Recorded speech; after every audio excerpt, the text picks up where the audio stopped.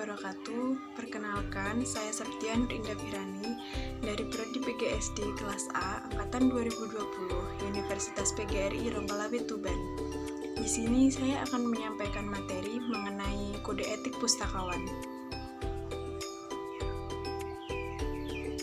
Sebagai profesi yang memiliki tugas dan tanggung jawab, pustakawan memiliki etika dalam menjalankan profesinya. Berkaitan dengan etika, Ikatan Pustakawan Indonesia atau IPI menyusun kode etik profesi pustakawan. Sesuai dengan perkembangan dan perubahan baik dalam internal maupun eksternal, profesi menuntut adanya pembaharuan terhadap kode etik yang sudah ada. Ikatan Pustakawan Indonesia atau IPI setiap 3 tahun mengadakan kongres.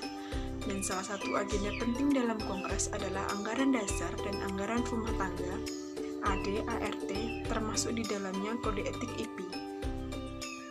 AD/ART dan kode etik IPI merupakan satu kesatuan yang tidak terpisah. Pustakawan apakah sebuah profesi ataukah bukan? Sering terjadi keraguan apakah pustakawan itu sebagai profesi atau hanya sebagai pekerja. Banyak penyebab keraguan pada pustakawan terkait status profesinya. Untuk meyakini bahwa pustakawan adalah profesi, tentu harus dilihat dari persyaratan sebuah organisasi, disebut organisasi profesional. Menurut Winarno Surahmat tahun 1973, pakar pendidikan mengatakan bahwa syarat-syarat profesi adalah yang pertama, mempunyai bidang pekerjaan tertentu, tidak sama dengan profesi yang lain. Yang kedua, bersifat pengabdian kepada masyarakat. Yang ketiga, membutuhkan persyaratan dasar tertentu. Yang keempat, mempunyai keterampilan khusus.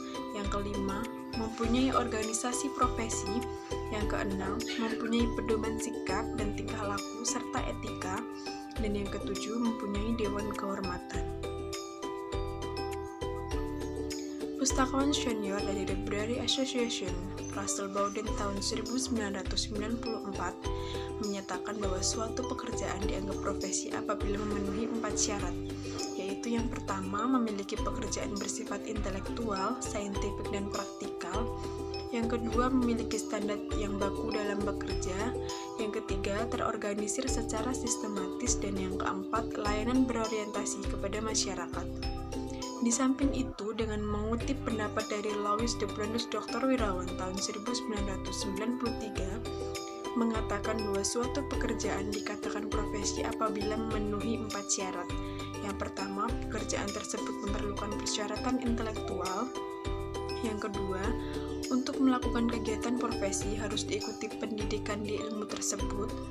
Yang ketiga, pekerjaan sebagai profesi ditujukan kepada orang lain atau pemakai jasa, bukan untuk profesional.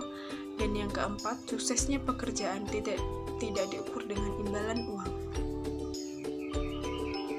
Pengertian etika. Etika berasal dari bahasa asing yaitu ethics dalam bahasa Inggris atau etika dalam bahasa Latin, ethikoi dalam bahasa Prancis, alhikos dalam bahasa Greek, yang artinya kebiasaan-kebiasaan terutama yang berkaitan dengan tingkah laku manusia. Etika atau ethics mempunyai pengertian standar tingkah laku atau perilaku manusia yang baik, yakni tindakan yang tepat yang harus dilaksanakan oleh manusia yang sesuai dengan ketentuan moral pada umumnya. Etika merupakan ilmu yang membicarakan masalah perbuatan atau tingkah laku manusia, mana yang dapat dikatakan baik dan mana yang dapat dikatakan tidak baik. Ada beberapa macam etika, yaitu antara lain ada etika filosofis, etika teologis, etika sosiologis, dan etika normatif.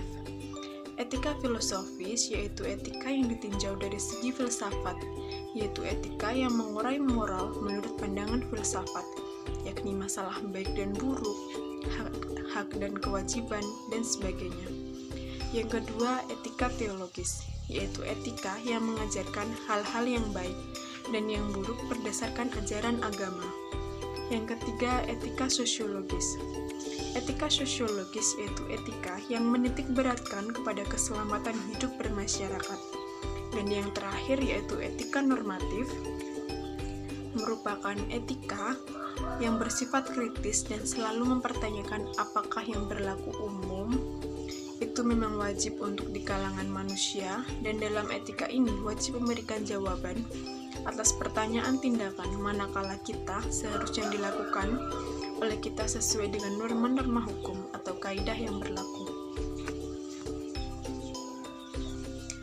Kode etik.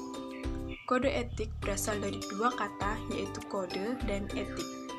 Dari segi bahasa, kode berasal dari bahasa Inggris code, diantaranya yaitu tingkah laku, perilaku, sejumlah aturan yang mengatakan bagaimana orang berperilaku dalam hidupnya atau dalam situasi tertentu, dan juga merupakan peraturan atau undang-undang yang harus diikuti. Sedangkan etik dalam bentuk tunggal memiliki makna sebagai suatu gagasan umum atau kepercayaan yang mempengaruhi perilaku dan sikap masyarakat. Kata etik dalam bentuk jamak bermakna sejumlah aturan, moral atau prinsip perilaku untuk menentukan mana yang benar dan mana yang salah. Menurut Suwarno, tahun 2012, kode etik adalah sistem norma, nilai, dan aturan profesional tertulis yang secara tegas menyatakan apa yang benar dan baik, dan apa yang tidak benar dan tidak baik bagi profesional. Sedangkan menurut LASA tahun 2009, kode etik pustakawan adalah norma atau aturan yang harus dipatuhi pustakawan untuk menjaga kehormatan, martabat, citra, dan profesionalisme. Kode etik pustakawan Indonesia tercantum dalam AD/ART Pustakawan Indonesia.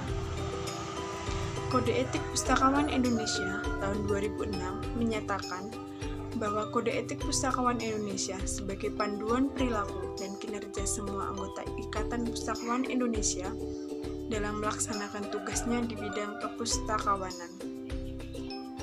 Setiap anggota Ikatan Pustakawan Indonesia atau IPI memiliki tanggung jawab untuk melaksanakan kode etik ini dalam standar yang setinggi-tingginya untuk kepentingan pengguna, profesi, perpustakaan, organisasi profesi, dan masyarakat. Pada bab 1, Ketentuan Umum Pasal 1 ayat 1-3 menyatakan bahwa kode etik pustakawan Indonesia merupakan yang pertama, aturan tertulis yang harus dipedomani oleh setiap pustakawan dalam melaksanakan tugas profesi sebagai pustakawan. Yang kedua, etika profesi pustakawan yang menjadi landasan moral yang dijunjung tinggi, diamalkan dan diamankan oleh setiap pustakawan. Dan yang ketiga, ketentuan yang mengatur pustakawan dalam melaksanakan tugas kepada diri sendiri, sesama pustakawan, pengguna, masyarakat, dan negara. Menurut Hermawan, tahun 2006, menyatakan ada beberapa tujuan kode etik suatu organisasi profesi, yaitu yang pertama, menjaga martabat dan moral profesi, yang kedua, memelihara hubungan anggota profesi, yang ketiga, meningkatkan pengabdian anggota profesi, yang keempat, meningkatkan mutu profesi, dan yang kelima, melindungi masyarakat pemakai. Sedangkan Kode Etik Pustakawan Indonesia pada bab 1 pasal 2 menyatakan Kode Etik Pustakawan mempunyai tujuan, yaitu yang pertama, membina dan membentuk karakter pustakawan, yang kedua, mengawasi tingkah laku pustakawan dan sarana kontrol sosial, yang ketiga, mencegah timbulnya kesalahpahaman dan konflik antara sesama anggota dan antara anggota dengan masyarakat, dan yang keempat, menumbuhkan kepercayaan masyarakat pada perpustakaan dan mengangkat citra pustakawan. I know is not enough.